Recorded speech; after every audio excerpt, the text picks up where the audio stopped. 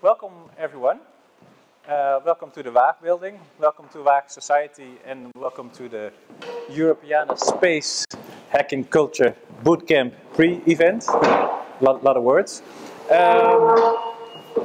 We wanted to do this evening in preparation of the event in May, because as you all know, that's a 3-day bootcamp in which we are going to jointly think about all sorts of new and innovative applications or concepts using heritage content. But 3 days is in essence quite short if you really want to establish something new. So everything that we can do in advance to kind of kickstart the thinking about the potential new ideas, concepts, the conceptual directions that you will develop in those 3 days.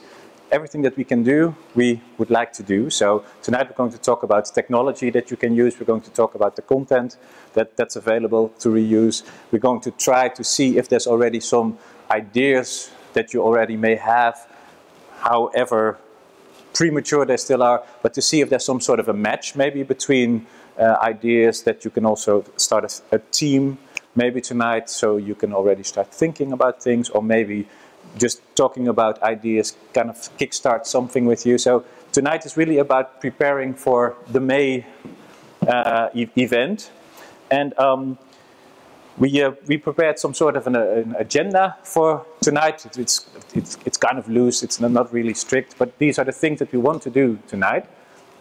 Get you guys to know each other and get to know the team that's here, that is there to support you, to talk a little bit about the schedule of the bootcamp. What can you expect in those 3 days? We will hear about a lecture with some best practices, some examples that will inspire you.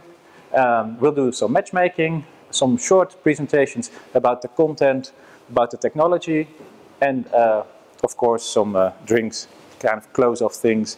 And mostly the questions arise when you just start talking socially amongst yourself. I'm not sure if you know something about where you are. This is the anatomical theater of the Waag. So this was the place where the surgeons meet to kind of dissect the bodies, and we always kind of compare it to what's going on right now. Is that we are looking at technology and try to dissect technology and see what the added value of that can be in societal questions, like for instance in kind of innovation in the domain of heritage. So this is kind of an appropriate setting, I guess, to be here as part of a sort of research setting. I'm creative director here at Waag Society. We're a media lab. Other partners will introduce themselves. And the Europeana Space Project, I'm not sure if you know that much about it, but that's actually the European context in which this bootcamp happens. And there will be a lot of hackathons, design challenges, bootcamps, whatever you call it, across Europe on a lot of themes, like on dance, on photography, and this is on multi-screen and TV. So if you want to, you can kind of sign up for the Europeana Space newsletter and kind of keep in touch with those other domains as well if you want to. Maybe do quick, short introductions so that we know who's at the tables. Just say your name, where you're from, kind of a bit of your background. Don't go into much detail, we'll get there later. But some sort of an idea of who you are and who's at the table. Like I said, my name is Dick van Dijk. I work for Waag Society, and my role is conceptual development of interactive applications and looking at how you can kind of involve users in design processes. Maybe can we go just around the table and put you up first? Yeah, first.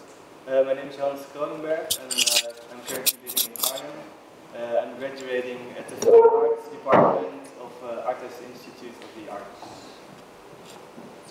And I'm 22 years old. Okay. Ik ben Kelly Monster from Sound and Vision, Beeld en Geluid in Amsterdam. And I'm involved with the EuropeanaTV pilot and the organization of the hackathon. Hi, my name is Lisa Coleman. I also work for the Netherlands Institute for Sound and Vision in Hilversum, and I'm also involved in the EuropeanaTV pilots, which we are leading projects. Yes. I'm Pierre van Leeuw. I'm a software engineer at Northwick, and We also partner within European Space and we developed a closed-screen toolkit. My colleague Daniel will later tell you a bit more about the technology. Hi, Bart Ollevallen. I also work for Rotary. My turn. I'm a Veldkamp. I'm also studying at IFS Fine Arts in Arnhem. I'm 21 years old and I'm in my final year now. So. Okay. Tessel. I'm Tessel van Leeuwen and I work as a producer for the Math Society. I'm Simon Crenshaw. I'm from Remix. You'll be here with me.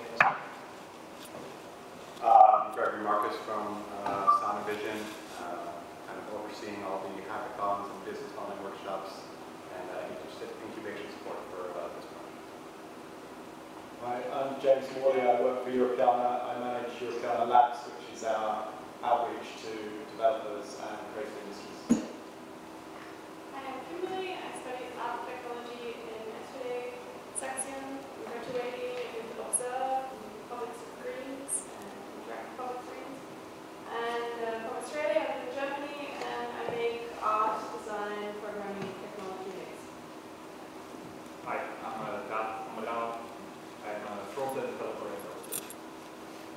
Hi, I'm Jurgen Söder, and I'm an enthusiast for emerging technologies, robotics, brain, computer interfaces, and I also organize hackathons.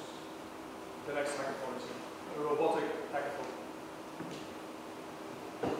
I'm Daniel. I work at Notebook, and I will be explain later a little bit what we are doing at Notebook about this new toolkit, which we are trying to bring here in this later. So, and I'm also your friendly cameraman today. Hi, I'm Milena Spaan. I'm a web designer, graphic designer for Studio Tonic and also freelance at my own.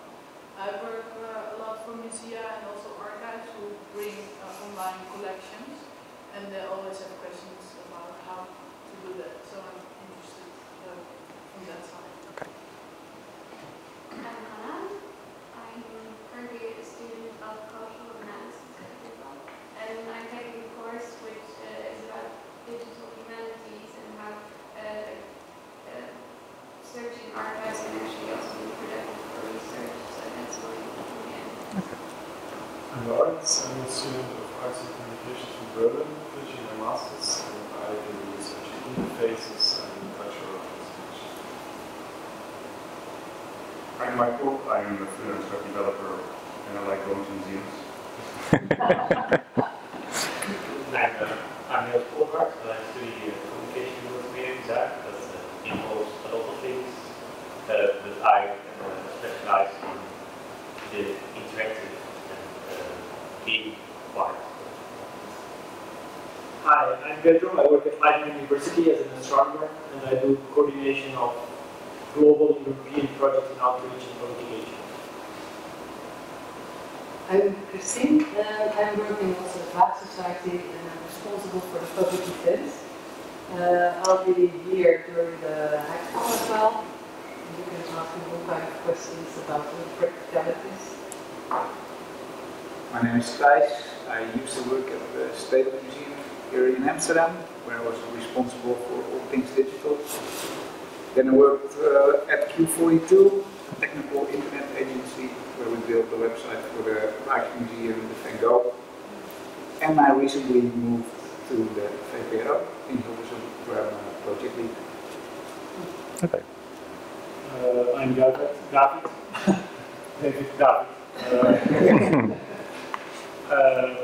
For the past 5 years, I've been front-end developer at VPRO Television.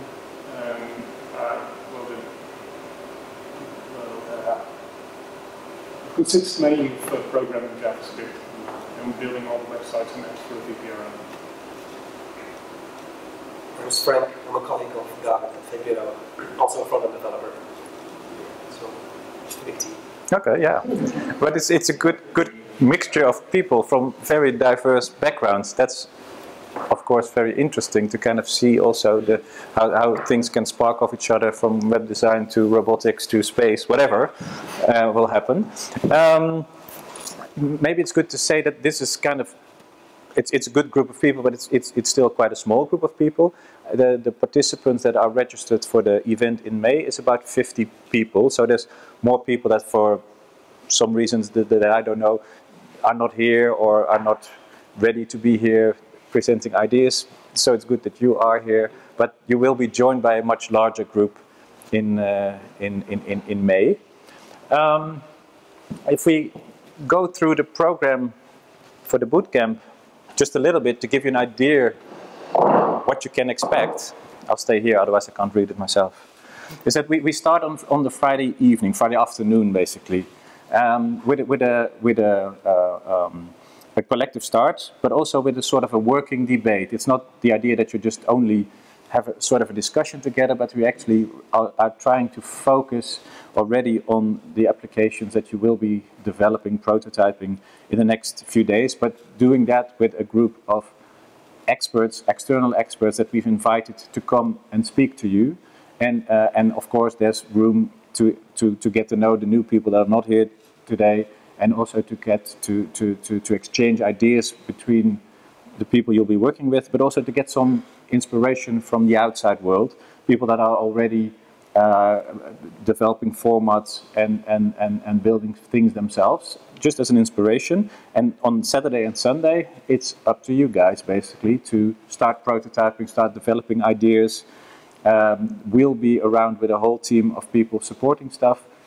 All the people that just introduced themselves as part of the project will be here, and some more people will be here to help on terms of content development, in terms of design processes if you need that sort of support, concept development, the technical support obviously. And there will be a prize at the end of the day for the best team to actually go into a business modeling phase where your idea can be taken further and see what the potential of your ideas is in a really competitive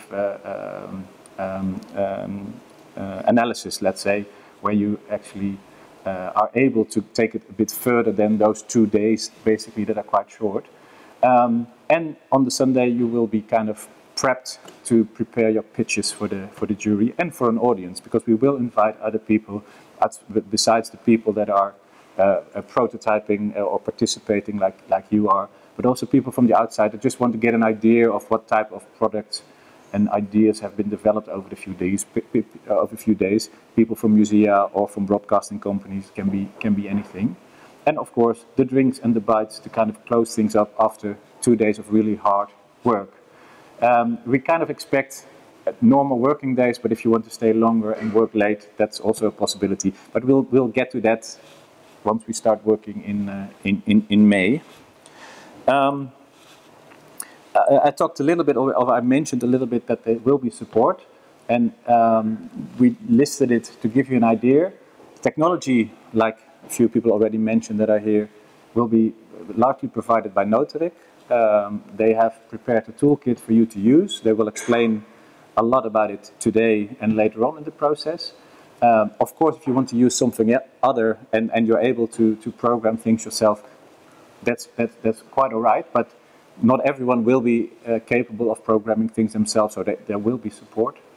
But also on content, for some people, heritage content is quite natural. Maybe it's a normal discussion to think about content. For other people, it might be kind of the difficult part is to kind of find the matching material for your concept. So there's support from different directions, like the people from the Institute of Sound and Vision that are already here, but also the Berlin-based broadcasting company RBB, the Italian Institute Luce, and they will kind of point you towards certain data collections and help you kind of access those sort of material. Whether it's pictures, it's video, it's all sorts of materials that you will have access to, and obviously from Europeana, which is kind of a very large European database, as you probably know. And here at the Waag, downstairs we have a Fab Lab, fabrication laboratory. So if you want to think about the more physical component of your concept, make it into an installation or make it into something else, then there's also support to use a laser cutter, a milling machine, all that type of stuff that is available there. So in that sense, there's a lot of material from the project that will be available here for you guys. But the ideas, obviously, we hope really come from you guys, and we hope to be surprised by that, and I think we will. Like I said, there will be a pitches and award ceremony on Sunday with a real jury. Some of them of the jury are actually here, and there are criteria, which I can briefly mention, but maybe it's not that important. But the jury will be looking at the relevance of the ideas for the cultural sector, for the heritage sector, for the business potential, because that's one of the goals of the Europeana space project, to also look at the opportunity that new technology and new type of applications kind of have in terms of creating business and creating job opportunities. So that will be a criteria as well for the jury. The likelihood of success, you can have a great idea, but there needs to be a target audience, and there needs to be some sort of a feeling that it could work. And obviously the innovation, the amount, yeah, if it's innovative, and the quality and the uniqueness of the ideas. So that's quite a lot. These are the jury members. We'll go into that in May. It's not that important now, maybe.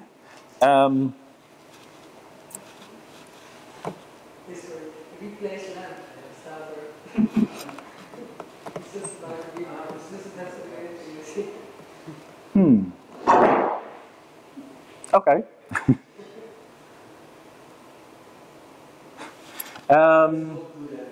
Yeah, don't do it. Don't do that now. I think that's about the introduction for the project, and going back to the agenda for tonight. I think I would like to give the word to Simon to take us through some trends and best practices. Is your presentation on air? Ah, just a talk. Just talk. Okay, great. Yeah. If you can use this one. Thanks.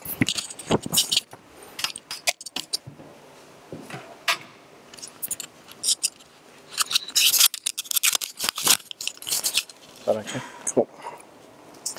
Okay, well, good evening, everyone, and thanks for inviting. Thanks for coming along tonight. So I'm just going to get the timer up because I'm notorious for waffling on for hours at these sorts of things. So let me get started. So tonight, I think there's lots of different motivations for being in the room. I think there's lots of different backgrounds. We just heard people around here. Some here to help the cultural sector. Some here to start a new business, some here to help out old friends, some to meet new collaborators, some perhaps to look for new job opportunities, some to see whether there's anything worth pursuing. I'm here for one reason, and that's to try and spot a gem of a new idea coming out of this process. I've no idea whether we'll find it or not, but I'm really, really hopeful that we will. And if we see a small gem, the whole point of this project is to nurture and support it with everything we've got. Now, Remix, which is the company that I co-founded, now has a global network of cultural entrepreneurs across Europe, Asia Pacific and the United States. We have sell-out conferences in London, New York and Sydney, and Dubai later this year. Myself and the rest of the Remix team are responsible for spotting commercial potential through the jury process at this hackathon, and then giving those with the most business potential intense support over the next few months to turn good ideas into viable, strong cultural businesses. The best 3 ideas from the hackathon will progress to a business modelling workshop in London. Then out of the 6 workshops, there are 6 hackathons happening in total as part of this project. The best 6 out of those 18 projects will then engage in an intense 3-month incubation process with some of the world's finest minds across business, technology and culture. So why am I so keen to spot the next big idea? Well, I'd like to draw attention to 2 very big trends in this space. Firstly, the need for change. So look at the world of technology. Look at the world of entrepreneurship. Count the number of co-working spaces just in this area alone, with new minds looking to change the world. My job over this last couple of years or so has been very simple: to look at what's happening in every other sector other than culture, and then find ways of encouraging the best ideas, the best approaches to transfer over to the arts and culture sector. My first VC venture capital funded startup, culturelabel.com, did just that. We focused on the e-commerce space. It brought together over 800 cultural institutions worldwide to sell art and artist design gifts and product art through it. Why did we do that? Because back in 2008, when we first started, there was huge consumer demand, there was huge consumer trends to capitalise upon. Consumer desire for unique and unusual gifts, a growing online art market, an increased number of artist collaborations in product design to draw upon. So lots of things coming together to create the perfect conditions. And rather than go for the usual culture and arts audience, we wanted people to think of museums and galleries when they were just looking for birthday or Christmas gifts.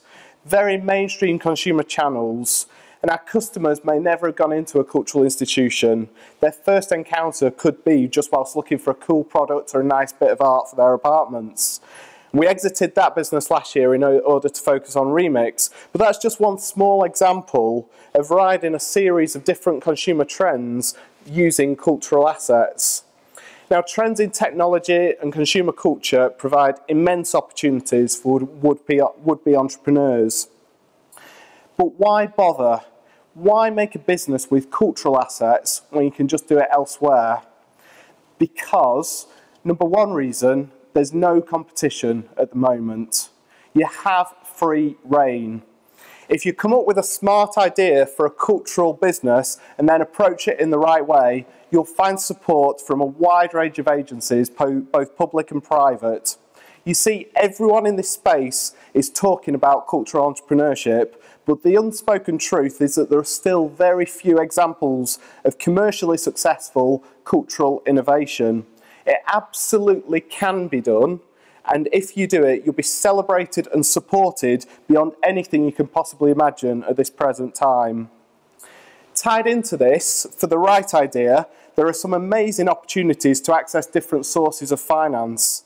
Now, I'm a strong believer in bootstrapping, taking money only once you have a strong sales record and the business model is proven, just taking money for growth and acceleration and diversification sometimes. But on top of your commercial income, you'll be able to access a wide range of public funding sources. The difference is that you'll be accessing those sources on your terms, out of choice, rather than out of necessity. So if you have a stable, strong commercial income stream, you can pick and choose which publicly funded projects to work on. This is incredibly liberating, as you'll get the benefits of public money for your cash flow in ways that other industries can only dream of, without the hassles and restrictions that so many publicly funded organisations fall into. Now, this new breed of business, able to straddle public and private, culture and commerce, is part of a rapidly growing trend.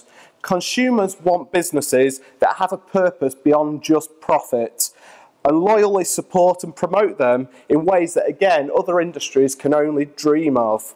Think Warby Parker, think Tom's, think Etherlane, think Lush. We're already starting to see these thrive in the social space, with growth and popularity of brands with triple bottom lines. Add culture into the mix and it suddenly gets exciting. We're seeing some early adopters creating businesses in the cultural space, but this will grow as more become aware of the potential. And that word potential is important. Don't take my word for it. Look at the biggest corporate brands and how they exploit a feast of cultural inspiration. Look at the theatricalisation of retail, Apple stores that resemble theatres and classrooms. Look at emotional marketing, the power of content creation and then finding the next big emotional hit.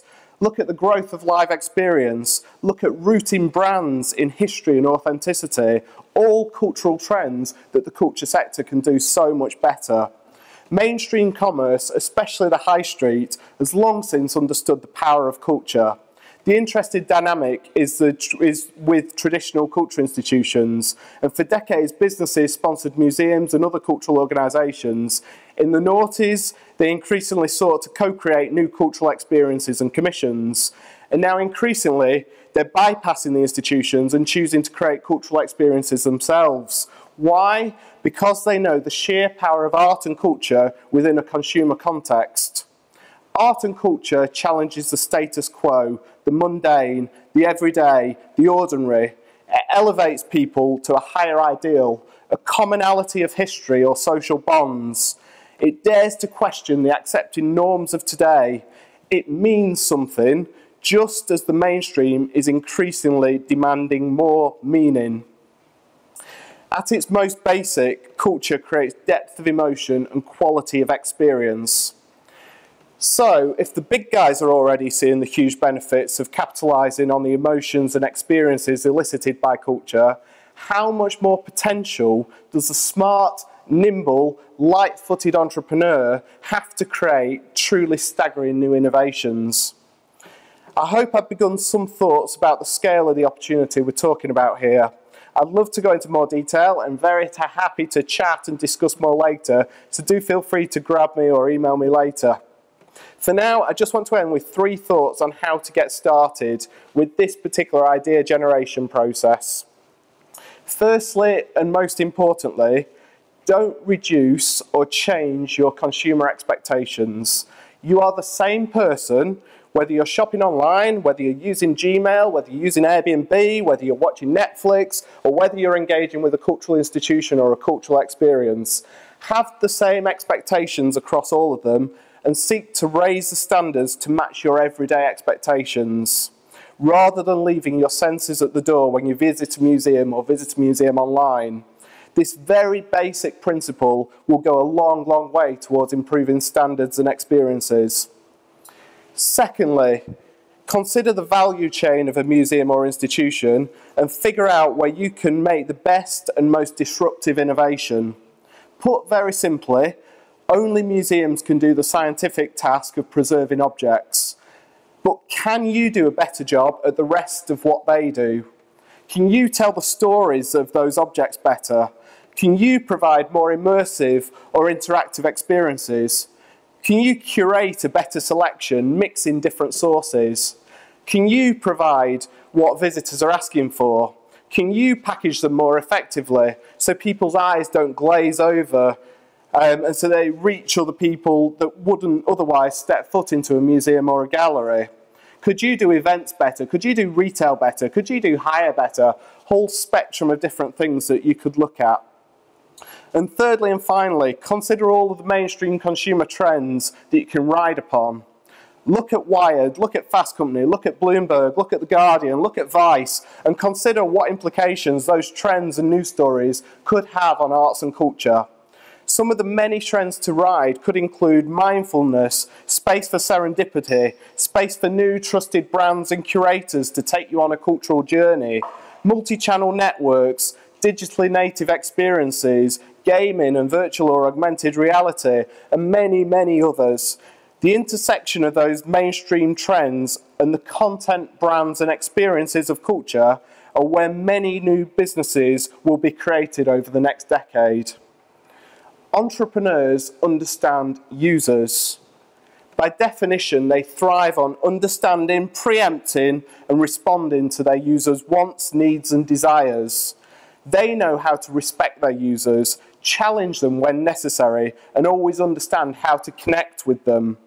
Combine these skills with the potent ingredients of culture, and you have the potential to create powerful new consumer brands and cultural businesses. So, I sincerely hope you'll enjoy this process and get a hell of a lot out of it in many different ways. We look forward to helping support you on this journey, and thank you for listening.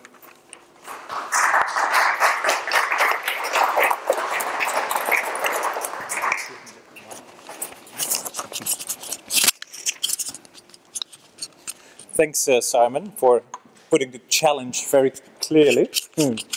We know what we have to do now. I think maybe I should ask if there's some urgent questions already among you. Otherwise, we kind of continue into the process. But if there are questions already, then we could take them. Then I want to go on to the idea of matchmaking. And I know it's kind of difficult at such an early stage in a process to kind of say a little bit about the ideas that you have or the direction that you think might be interesting to go. But we prepared 3 questions for you that might help you understand what each one is thinking about or talking about. I think it's in your folders. The idea is if you kind of fill out those questions firstly for yourself, so to take a few minutes to kind of fill it out, but to discuss with each other what your answers to these questions are, and stand up as a group and kind of see if we can start connecting the dots between the different persons and the different... There's an extra participant. So there's some markers.